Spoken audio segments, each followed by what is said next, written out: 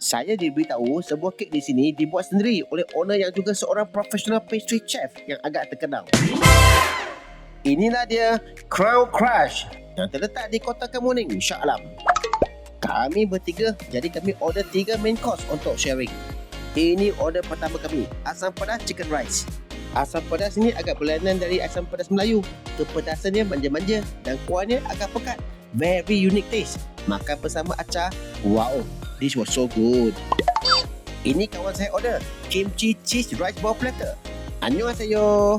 Saya minta cuba sebiji dulu. Nampak comel kan? Oh, sebenarnya dia adalah nasi kimchi yang berisi cheese di dalam. Dimakan bersama ayam soti ala Korea, a very new experience for me, but it was good. Woo! Akhirnya kita ada lamb shank. Ini betul-betul outstanding. Tengok betapa lembut dagingnya. For lamb shank lover, this is definitely heaven. Masa yang dinanti-nantikan, kami order triple orange, durian pandan dan chocolate moist cake. Ini sedap, keknya gebu wangi seterus meletup dengan krim lembut, so addictive. Ini pula lembutnya sampai ke dalam. Lapisan coklat moist meleleh di dalam mulut. Ini bahaya, once kena tak berhenti. Ini kek yang saya nanti-nantikan, durian pandan. Ini tak tahu nak cakap apa lagi.